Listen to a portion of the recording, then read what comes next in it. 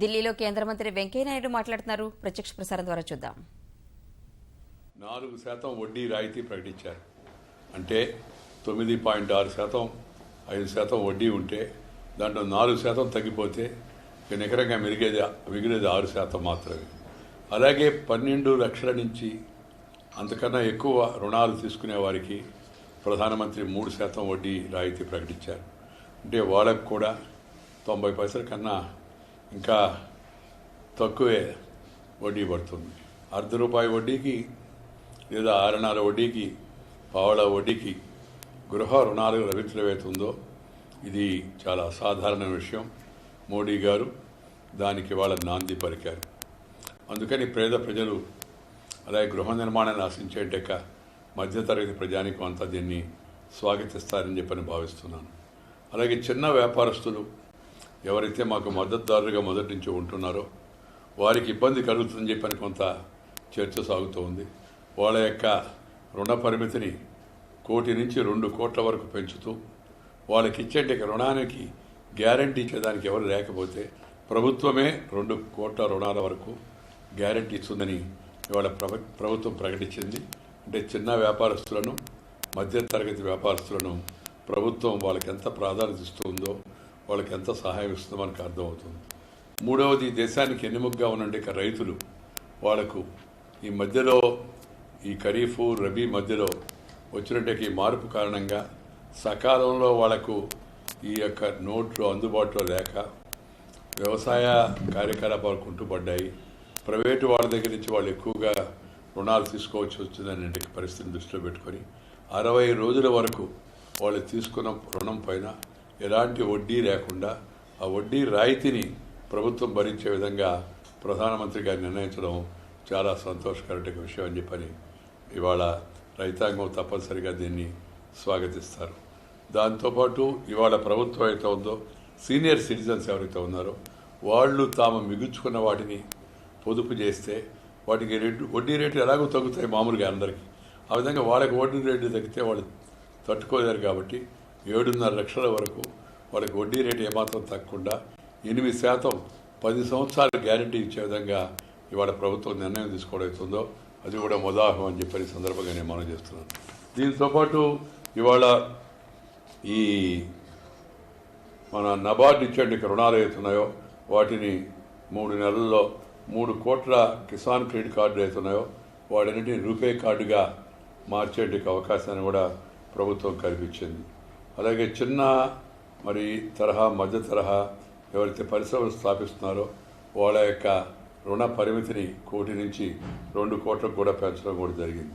దీంతోపాటు ఏవైతే బ్యాంకింగ్ వ్యవస్థ కాకుండా ఇతర నాన్ బ్యాంకింగ్ నుంచి వ్యవస్థ నుంచి తీసుకున్న రుణాలకు కూడా అదే స్థాయిగా కావాల్సిన సహకారాన్ని కల్పిస్తూ ప్రభుత్వం ఈ విధంగా తీసుకోవడం కూడా జరిగింది.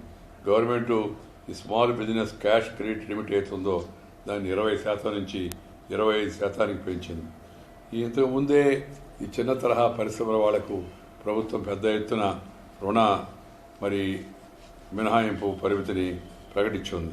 దీంతోపాటు ఇప్పుడు ఎవరైతే ఈ ఎలక్ట్రానిక్ పద్ధతిలో డిజిటల్ ట్రాన్స్ఫర్ కింద వ్యవహారాలు సాగిస్తారో వాళ్ళ యొక్క రుణాన్ని 8% కాకుండా 6%తో వాళ్లకు దాన్ని లెక్క వేసే ప్రయత్నాన్ని కూడా ప్రభుత్వం వాళ్ళు ప్రారంభించింది. గ్రామీణ ప్రాంతాల్లో 2 లక్షల వరకు తీసుకునే రుణాలు అవుతున్నాయో వాటికి 3% వడ్డీ రాయితీ కల్పించే విధంగా గ్రామీణ రుణాలకు కూడా దీన్ని వ్యాపింపజేయడం కూడా జరిగింది. అంటే గృహాలను సామాన్య ప్రజానికం, మధ్యతరగతి ప్రజానికం, పేద ప్రజానికానికి అందుబాటులోకి తేవాలని. దీంతోపాటు ఒక ముఖ్యమైన విషయం, మహిళలకు సంబంధించి గర్భిణీ స్త్రీలు అవుతున్నారో వాళ్లకు కావాల్సిన వైద్య సహకారాన్ని అవుతుందో దాన్ని ₹6,000 వరకు వాళ్ళ యొక్క ప్రసవానికి లేకపోతే వాళ్ళకి కావాల్సిన మందులకు, వాళ్ళకి కావాల్సిన పౌష్టిక ఆహారానికి ₹6,000 వరకు ప్రతి ఒక్క మహిళలకు కూడా ఇచ్చే విధంగా ప్రభుత్వం నిర్ణయం కూడా తీసుకోవడం జరిగింది. అందువలన దీంతోపాటు ఇవాళ కొత్తగా ప్రభుత్వం భీమ్ అని చెప్పి అవుతుందో దాన్ని ఒక కొత్త వ్యవస్థను ప్రవేశపెట్టింది. దాని కింద అందరికి కూడా ఈ పథకంలో చేరిన వాళ్ళందరికీ సహకారం అందించే విధంగా నిర్ణయం కూడా తీసుకోవడం జరిగింది. అందుకని ఇవాళ మహాత్మా గాంధీ కలలు కానంటే స్వరాజ్యాన్ని స్వరాజ్యం చేసే ప్రయత్నం మరి నరేంద్ర మోడీ గారు ఇవాళ చేపడుతూ ఉన్నారు. 125 కోట్ల మందికి పైగా ఉన్న ప్రజానికం ఎవరైతే ఉన్నారో వాళ్ళలో ముఖ్యంగా యువతరం 65% అవుతున్నారో వాళ్ళందరూ కూడా ఈ డిజిటల్ ట్రాన్స్ఫర్ ఎలక్ట్రానిక్ పద్ధతిలో చెల్లింపులు జరిగే పద్ధతికి మళ్ళాలని ప్రధానమంత్రి గారు పిలిపించారు. ఆ పిలుపుని ప్రజానికం అంతా కూడా ఆమోదిస్తారని నా నమ్మకం ఉంది. బ్యాంకుల యొక్క దృక్పథంలో మార్పు రావాలని, ముద్రా బ్యాంకు రుణాలు ఈ కమ్మరి, కుమ్మరి, వడ్రంగి, నేత, గీత, బోయ, యాదవ, చాకరి, మంగరి, ఈ పూలు అమ్మేవాళ్ళు, చేపలు అమ్మేవాళ్ళు, కూరగాయలు అమ్మేవాళ్ళు, రోడ్డు పైన ఈ తోపుడు బళ్ళుతో దోశ, ఇడ్లీ ఇలాంటి పలహారాలు అమ్మేవాళ్ళందరికీ కూడా రుణ సౌకర్యం తప్పనిసరిగా ఇవ్వాలని ప్రధానమంత్రి గారు నిబంధన పెట్టారు. వెరసి ఇవన్నీ కూడా పేద ప్రజల యొక్క సంక్షేమానికి, వాళ్ళకి బంగారు భవిష్యత్తు కల్పించడం కోసం కేంద్ర ప్రభుత్వం తీసుకున్న చర్యలుగా నేను భావిస్తున్నాను. ఈ నోట్ల మార్పిడి కార్యక్రమం ద్వారా చారిత్రక అవసరమైనప్పటికీ కూడా దానివల్ల ప్రజలకు కొంత ఇబ్బందులు జరిగాయి. కొంతమంది క్యూలో నిలబడాల్సి వచ్చింది, కొంతమంది ఇతర ఇబ్బందులు పాలయ్యారు. వారందరికీ కూడా ప్రధానమంత్రి వాళ్ళ యొక్క ఓపికకు, వాళ్ళ యొక్క చిత్తశుద్ధికి జేజేలు పలికి ఈ జాతి యొక్క పునర్నిర్మాణ కార్యక్రమంలో మనందరం కూడా భాగస్వాములు కావాలా, మీరు చూపించే ఆదర్శం ఇతరులకు అందరికీ కూడా ప్రేరణ కావాలని చెప్పి ప్రధానమంత్రి తెలిపించారు. ఇది తప్పనిసరిగా మరింత ఊపందుకుంటుందని, ఈ నల్లధనం పైన అలాగే అవినీతి పైన ప్రధానమంత్రిని చేపట్టిన పోరాటం మరింత ఉధృతంగా తయారై దేశ ప్రజల యొక్క జీవన ప్రమాణాల్లో మార్పు తెస్తుందని, పరిపాలనలో సంస్కరణ తీసుకొస్తుందని చెప్పని ప్రభుత్వం భావిస్తూ ఉంది.